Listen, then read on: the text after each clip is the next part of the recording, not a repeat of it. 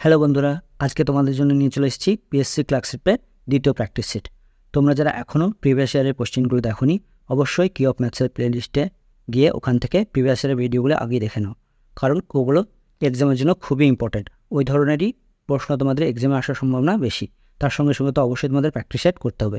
আজকে আমরা practice set 2 এর পার্ট 1 করবো। এখানে 10টা কোশ্চেন করবো, এভাবে 3টে পার্টে এটা শেষ করব। আর তোমরা যারা এখনও সাবস্ক্রাইব করে দাওনি অবশ্যই করে নাও, আর যারা করে দিয়েছে তাদেরকে অসংখ্য ধন্যবাদ। চলো আজকে যেটা পার্ট সেটা আমরা শুরু করি। দেখো, প্রথম যে কোশ্চেনটা আছে, 5 অঙ্কের ক্ষুদ্রতম সংখ্যাটি কত যার একটি উৎপাদক 123। এটা দেখো 5 অঙ্কের সংখ্যা লিখে তুমি ভাগ করে করতে পারো, কিন্তু আমি সেভাবে বলবো না।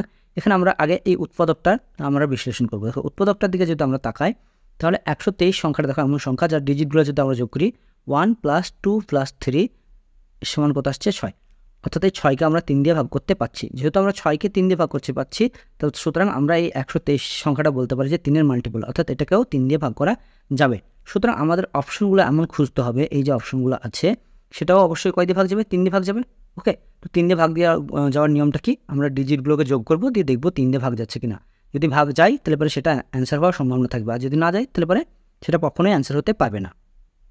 যেমন অপশন এর দিকে যদি দেখো, এখানে 7 আর 3 10, 10 আর 1 11, 11কে কখনোই 3 দিয়ে ভাগ করা সম্ভব নয়, সুতরাং এটা অ্যান্সার হতে পারবে না কখনোই। দেখো 8 আর 6 14, 14 আর 1 15, 15কে দেখো 3 দিয়ে ভাগ করা যায়, সুতরাং এটা অপশন হতে পারে মেবি। ওকে, এখন আমরা এটা কনসিডারেশনে রাখছি।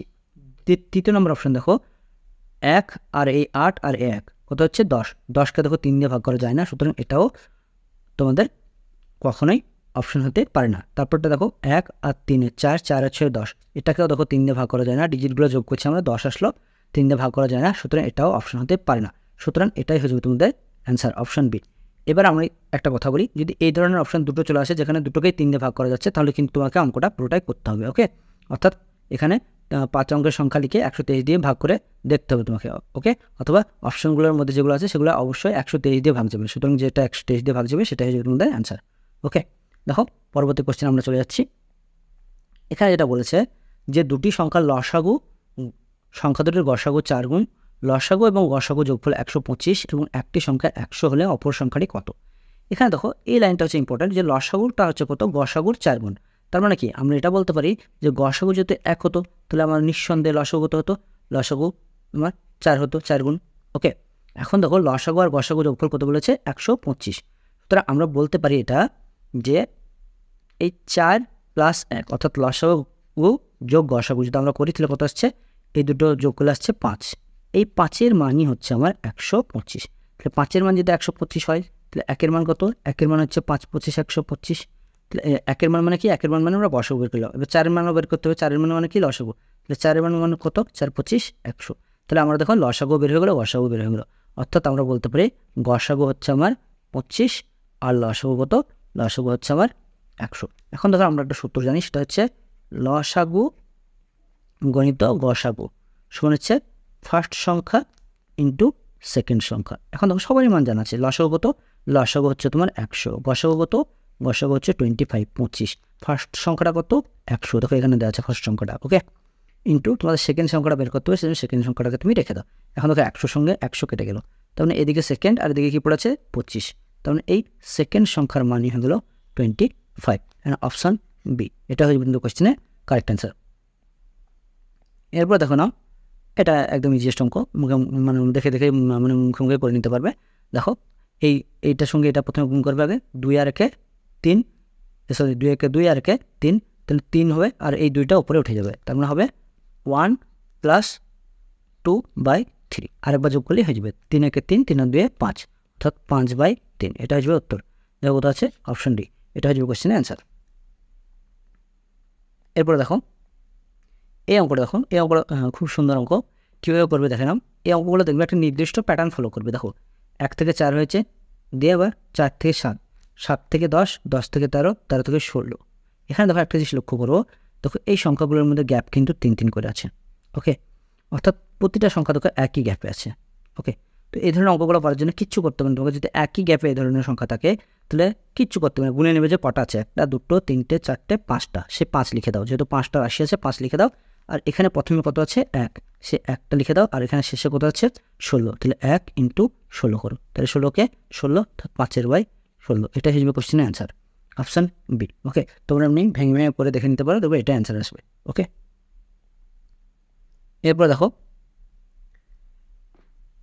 একটি পরীক্ষায় 8 জন শিক্ষার্থীর গড় নম্বর হচ্ছে 51, অর্থাৎ তোমার কাছে কতজন শিক্ষার্থী আছে? 8 জন আছে, যাদের গড় নম্বর হচ্ছে 51। ওকে, আর অন্য 9 জন শিক্ষার্থীর গড় নম্বর হচ্ছে 68, আরও কয়জন আছে? 9 জন আছে যাদের গড় হচ্ছে 68। তাহলে এই 17 জন শিক্ষার্থীর গড় নম্বর কত সেটা জিজ্ঞাসা করেছে। তার মানে তুমি এইটার সঙ্গে এটা গুণ, এটার সঙ্গে এটা গুণ, যেটা আসলে টোটাল করলে দিয়ে 8 আর 9 17 দিয়ে ভাগ করলে পরে গড় চলে আসবে। ঠিক আছে, তো ওটা করতে পারো, অথবা আমি একটা পদ্ধতি বলছি, সেটা দেখো আমরা এই 51টাকে গড় মনে মনে করে নিলাম। তাহলে 51টা যদি গড় হয়, তাহলে দেখো এটা গড়ের থেকে কতটা বেশি? গড়ের থেকে দেখো 17 বেশি। ওকে, অর্থাৎ আমার ডেভিয়েশন কত? ডেভিয়েশন হচ্ছে +17 ডেভিয়েশন। ওকে, অর্থাৎ গড়ের থেকে আমার এই মানটা, দ্বিতীয় যে মানটা আছে সেটা কত বেশি? 17 বেশি। সুতরাং গড়টা কত হবে আমার? এই 51 তো হবেই হবে, প্লাস তার সঙ্গে 9টা সংখ্যার জন্য 17 করে বেশি, অর্থাৎ 9 × 17 বেশি। এই যে বেশিটা হচ্ছে সেটা কতগুলো সংখ্যার মধ্যে ভাগ করে দিতে হবে? 17টা সংখ্যার মধ্যে ভাগ করে দিতে হবে, অর্থাৎ 17 সঙ্গে 17 কেটে গেল, তাহলে কত থাকছে? 9 আর এই 51 কত হলো? 60, অর্থাৎ অপশন সি, এটা হচ্ছে তোমার কোয়েশ্চেনের কারেক্ট অ্যান্সার। এটাকে ডেভিয়েশন দিয়ে করা বলে। ঠিক আছে, তোমরা যদি বুঝতে না পারো, খুব ভালোভাবে বুঝতে চাইলে অ্যাভারেজ বলে একটা প্লেলিস্ট আছে আমার কি অফ ম্যাথসের প্লেলিস্টে, ওখান থেকে তুমি অবশ্যই এটা শিখতে পারো ডেভিয়েশন কী জিনিস। ডেভিয়েশন দিয়ে এই ধরনের অঙ্ক খুব সহজেই করে নেওয়া যায়। এরপরে দেখো 76 নম্বর কোয়েশ্চেন, x = 1/3y এবং y = 1/2 z হলে x = y = z সমান কত, এটা জিজ্ঞাসা করেছে। দেখো প্রথমে আমরা যেটা করব সেটা হচ্ছে এই 3টাকে দিকে গুণ করে দিচ্ছি, তাহলে এটা কত হয়ে গেল? 3x, আর এখানে কী থাকছে? শুধু y, আর এখানে দেখো y এর মান দেওয়া আছে, y এর মান কত? 1/z, তাহলে এই কালটা আমরা কত লিখব? 1/2z, অর্থাৎ হাফ z। ওকে, তো 3টিকে আমরা প্রথমে সমান করে নিলাম। এবার যেটা করতে হবে, অনুপাত কী হবে? এই যে পাশে যে সংখ্যাগুলো থাকবে সেগুলো উল্টে দিলে হবে। যেমন এখানে x এর পাশে কত আছে? 3, তাকে উল্টালে কত হবে? 1/3 = y এর পাশে কিছু নামে কয় আছে? 1 আছে, আর 1কে উল্টাইলে সবসময় একই হয়। ওকে, = এখানে 1/2 আছে, উল্টালে কত হবে? 2/1 মানে 2 হবে। ওকে, অর্থাৎ এইটাই হবে তোমাদের অনুপাত, কিন্তু এরকম অনুপাত তো নেই, সুতরাং এটা সরল করতে হবে। সরল করার জন্য দেখো ভগ্নাংশের নিচে কত আছে? 3, সুতরাং সবগুলোকে তোমাকে 3 দিয়ে গুণ করে দাও।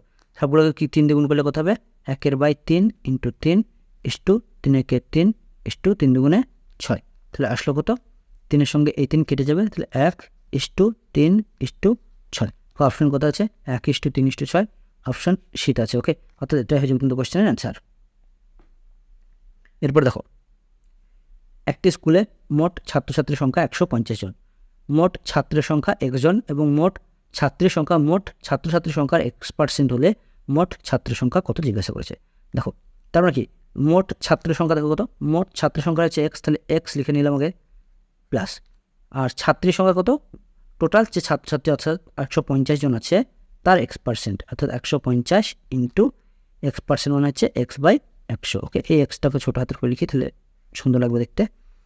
ওকে, অর্থাৎ আমরা এখানে ছাত্র আর এখানে ছাত্রী যোগ করলাম, এই দুটো মিলে যোগ করে কথা হবে 150।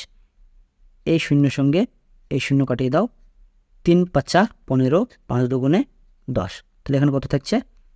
x প্লাস এই 3-এর সঙ্গে x গুণ করলে হবে 3x/2, এগালটা কত হবে? 150।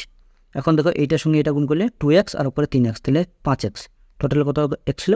5x, 5x/2 এখানটা কত? 150। এটার সঙ্গে কাটাকাটি করো, 3 × 5 = 15, অর্থাৎ 30 আসছে, তাহলে x = কত হবে? এই দুইটা ওখানে গুণ হয়ে যাবে, 30 × 2 = কত আসছে?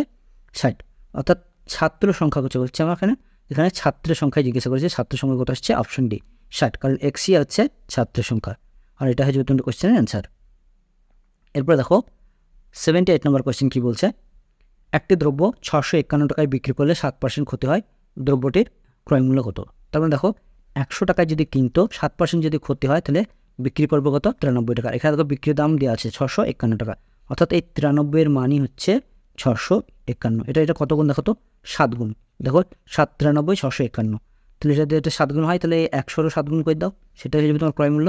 7 × 100 কত হবে? 700 টাকা, অপশান ডি, এটা হয়ে যাবে তোমার কোশ্চেনের অ্যান্সার।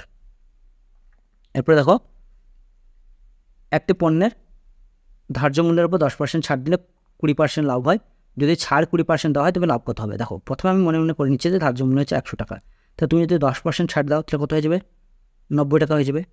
এখন দেখো 20% লাভ বলছে। 20% লাভ মানে কি, এই জিনিসটা বুঝতে হবে। 20% লাভ মানে হচ্ছে 20% মানে হচ্ছে 1/5। অর্থাৎ তোমার যদি কাছে 5 টাকা থাকে কোনো জিনিস, তাহলে সেটা হয়ে যাবে কত টাকা, 6 টাকা। অর্থাৎ তুমি 6 টাকাতে বিক্রি করবে। ওকে, তাহলে এখানে আমার যদি ক্রয় মূল্য 5 টাকা হতো, তাহলে বিক্রয় মূল্য কত, 6। কিন্তু 6-এর জায়গায় এখানে কত আছে আমার 90। দেখো 6 15 90, তার মানে 5 15 75, তার মানে আমার ক্রয় মূল্য হচ্ছে কত টাকা, 75 টাকা। এখন দেখা যাবে বলছে দ্বিতীয় ক্ষেত্রে বলছে 20% ছাড়। তাহলে 100 টাকা থেকে যদি আমি 20% ছাড় দিতাম, তাহলে আমার বিক্রয় মূল্য কত হতো, বিক্রয় মূল্য হতো 80 টাকা। তাহলে সেই ক্ষেত্রে আমার লাভ কত হতো, 5 টাকা লাভ হতো। অর্থাৎ আমার 5 টাকা লাভ হতো ক টাকাতে, 75 টাকাতে ইন্টু 100। এটা হয়ে যাবে তোমাদের কোশ্চেন অ্যান্সার। দেখো কাটাকাটি করার চেষ্টা করো। আর 3 25 75 আর 4 25 100, তাহলে কত হচ্ছে 4 5 20, 20/3। পূর্ণ ভাঙালে কত হচ্ছে 318, 6 পূর্ণ 2/3%। দেখো অপশন এ, এটা হয়ে যাবে তোমাদের কোশ্চেনের অ্যান্সার। ওকে, এখানে দেখো অপশনটা আমি লিখতে ভুলে গেছিলাম, সেই জন্য আমি এটা পরে একটা ক্রপ করে, একটা ফটো থেকে ক্রপ করে আমি এটা দিয়েছি, সেই জন্য এটা একটু ব্ল্যাকিশ দেখাচ্ছে। ওকে, এরপরে দেখো 80 নম্বরের কোশ্চেন। কিছু মূলধন সরল সুদের হারে 2 বছর ও 3 বছরে যথাক্রমে 880 টাকা ও 920 টাকায় পরিণত হয়, তো মূলধনের পরিমাণ কত জিজ্ঞাসা করেছে। এখানে দেখো 2 বছরে টোটাল কত হয়ে গেছে 880 টাকা, আর 3 বছরে কত হয়েছে, 3 বছরে হয়েছে 920 টাকা। এখানে একটা জিনিস মাথা রাখবে, সরল সুদের ক্ষেত্রে কিন্তু আসল কোনো পরিবর্তন হয় না। আসল কিন্তু কি ফিক্সড, যেটা বাড়ে সেটা কিন্তু সুদ। তার মানে এই 880 থেকে 920 হয়েছে, ক টাকা বেড়েছে, দেখো 40 টাকা বেড়েছে।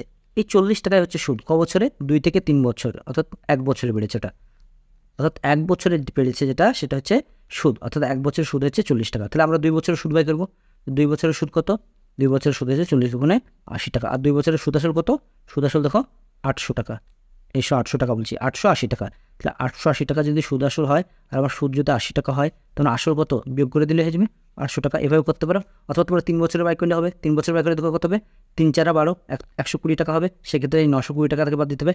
অর্থাৎ 920 মাইনাস 120 কাটে কত হবে 800 টাকা। দেখো এটা করলেও পারবা। ওকে, অর্থাৎ যে কোনো আমাদের চেষ্টা করতে হবে যে কোনো একটা সময়ের সঙ্গে তাল মিলিয়ে চলতে হবে। 2 বছরের সঙ্গে তাল মিলিয়ে চলতে হবে, নাহলে 3 বছরের সঙ্গে। ঠিক আছে, থ্যাংকস ফর ওয়াচিং।